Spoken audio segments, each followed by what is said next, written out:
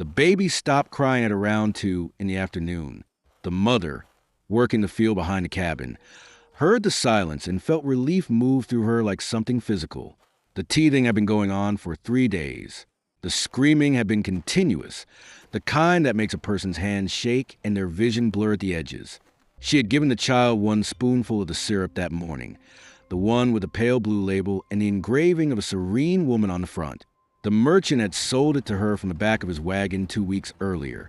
Perfectly safe, he had said, recommended for mothers throughout the territory. She had paid 40 cents and carried it home like an answer to a problem. When she came back inside at dusk, the child was still, not sleeping. Still in a way that sleeping never is. The way that stillness becomes the wrong kind of quiet, the kind that the body understands before the mind is willing to. Welcome to the raw frontier. Today, we are opening the black bottles of frontier medicine. You are going to discover how a primitive pharmaceutical industry addicted an entire generation to narcotics in the dark, why the most widely trusted children's remedy of the era was a biological catastrophe, sold with a smile, and what happened to the pioneers who ran out of their tonic in the middle of winter and had absolutely no idea why their bodies were coming apart at the seams. The Traveling Medicine Show is one of the American frontier's most enduring comic images. The gaudy wagon rolling into a dry and desperate town, the barker in his embroidered coat spinning promises that only the most credulous could believe, the bottles of amber liquid changing hands for $1 apiece while the audience laughs along at the spectacle and buys anyway, because what is $1 against the possibility of relief? In the Hollywood version, the remedy is harmless, colored water, flavored syrup. The con is victimless. The merchant vanishes at dawn, and the town shakes its head and learns its lesson. The real bottles were not colored water. Before 1906, when the Pure Food and Drug Act introduced the first federal requirement that a product ingredients be disclosed on its label, the American patent medicine industry operated under a single governing principle. Sell what sells. Label it however you need to, and answer to no one. There was no agency with authority over what went into a bottle. There was no requirement to test for safety, to disclose chemical composition, to warn about dependency, to list dosage limits, or to acknowledge that what you were selling to a mother for her teething infant contained compounds that a trained physician would have administered with extreme caution to an adult patient in measurable fractions. You could put anything in a bottle. Hundreds of manufacturers did exactly that. The base of most successful patent medicines was alcohol, and not in the trace quantities that might appear in a modern cough preparation. Documented analyses of popular frontier-era tonics conducted in the years leading up to the 1906 legislation found alcohol concentrations ranging from 40 to 80%. Some of the most respectable-sounding preparations, the ones marketed specifically to the temperance community as wholesome alternatives to saloon, contained more alcohol than whiskey. The taste was managed with sweeteners, molasses, honey, sugar syrup thick enough to coat the throat, and carry the burn of what followed it down past the point of noticing, into that alcoholic base. The manufacturers added what the market had determined the public would pay for, which was relief, the specific, immediate, overwhelming relief that only a small number of chemical compounds can reliably produce in the human nervous system. Opium, raw, concentrated, dissolved directly into the liquid. Morphine, which is opium's primary active compound, refined a higher potency. Cocaine, at that point entirely legal and broadly available, dissolved into solution and sold as an energizing and therapeutic agent. Chloroform, which is a sedative that operates by suppressing the central nervous system to the point of unconsciousness. And in certain preparations, strychnine, which is a poison derived from a plant seed and which produces, in the non-lethal doses used in these tonics, a stimulant effect that the manufacturers marketed as vitality restoration or nerve tonic. The same compound used to kill rats, dissolved into a sweet syrup and sold as a health supplement to farming families throughout the American West. The taste that these ingredients produced together, when masked by the sweetener and the alcohol, was not identifiably dangerous. It was thick and sweet with a warmth that moved through the chest and into the limbs. The bitterness of the alkaloids was present but navigable, something that could be attributed to the herbs and roots that the label described in ornate botanical language. A pioneer woman taking a spoonful for her back pain at the end of a 14-hour workday felt something she may not have felt in months. The ache receded.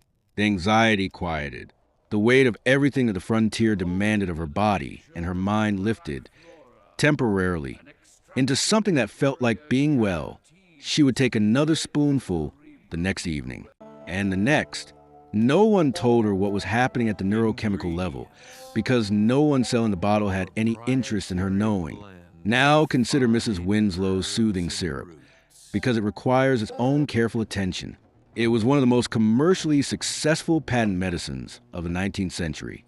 It was marketed specifically, explicitly, and with considerable tenderness of language to mothers. The particular problem it promised to address was teething, the months of discomfort that accompany the emergence of an infant's first teeth, and that produce, in many children, prolonged crying that is genuinely difficult to manage, while also conducting the physical labor that frontier life required without pause or accommodation. The syrup worked. That was the cruelest part of what it was. Mothers who administered it to their children saw the results immediately and reliably. The crying stopped. The child grew calm, then drowsy, then deeply, profoundly still. The mother could return to work. The other children were not kept awake through the night.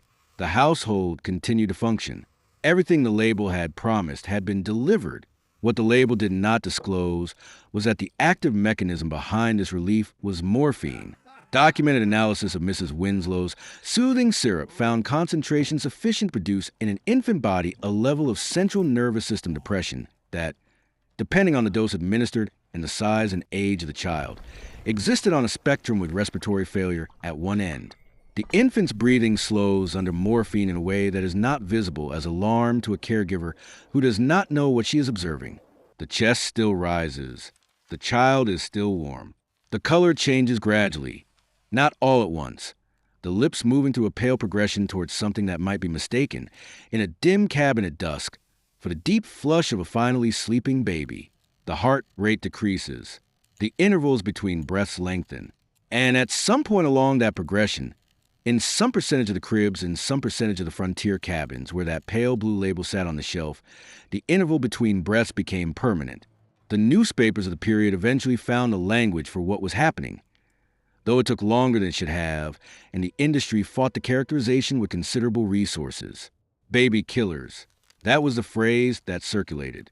Not applied to a person, applied to the bottles themselves, the products sitting on general store shelves in respectable packaging, sold by respectable merchants, purchased by mothers who were doing everything they understood to be the responsible and caring thing. The women who survived to understand what had happened to their children were not victims of their own negligence. They were victims of an industry that had calculated correctly that labeling requirements would cost money, and that the absence of those requirements would cost someone else entirely. The grief they carried was not the grief of knowing they had done something wrong.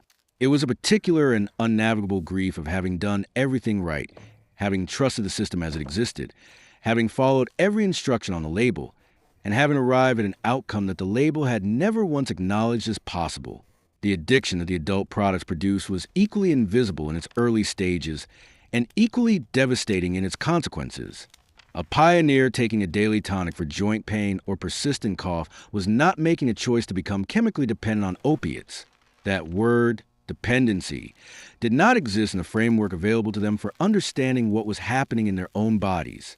The concept that a medicine taken according to its label could rewire the nervous system's baseline functioning over the course of weeks, that the relief it provided was being purchased on biological credit, that would eventually come due at catastrophic interest, was not information that the frontier offered to anyone. The tonic worked. You took it. You felt better. You took it again. The dead arrived when the bottle ran out. Winter on the frontier, closed roads, and suspended commerce for months. The supply lines that had kept a particular tonic reliably available through the warmer months simply stopped.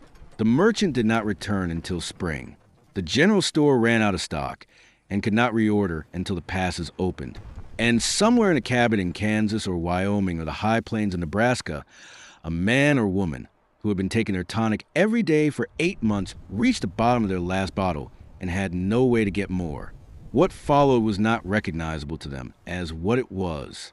The sweating that came on in the night, soaking through the bedding in temperatures well below freezing.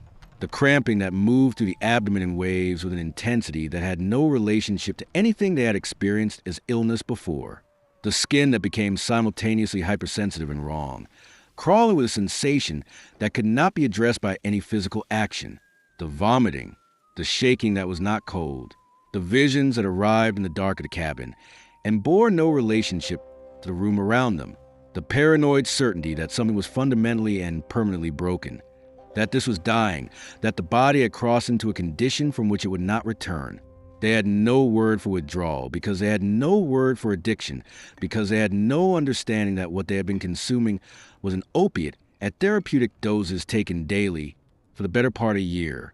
They were experiencing one of the most severe physiological crises a human body can undergo alone in an isolated frontier cabin in the middle of winter, with no physician within riding distance, even if the roads had been open.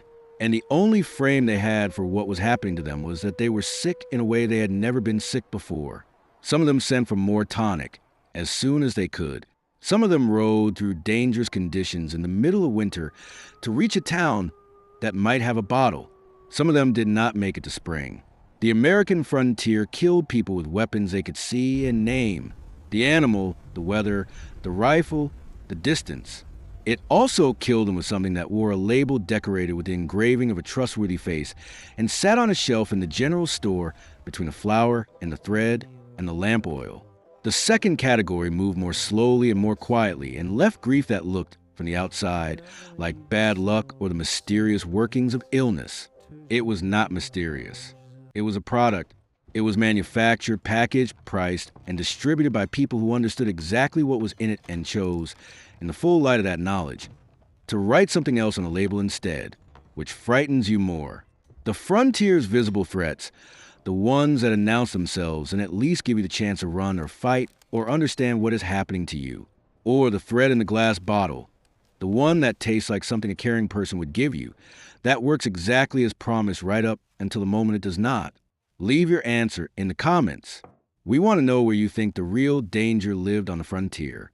And if you believe that the poison in the bottle represents the worst that frontier medicine could deliver, you have not yet seen what happened when the frontier's medical professionals put down the bottle and picked up the saw.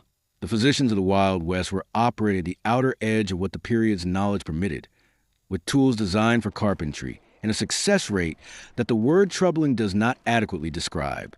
Click on our video about the butcher surgeons of the Old West. What passed for surgical care on the frontier was something that the patients who survived had spent the rest of their lives trying to find language for. Raw, visceral, history. This is the raw frontier.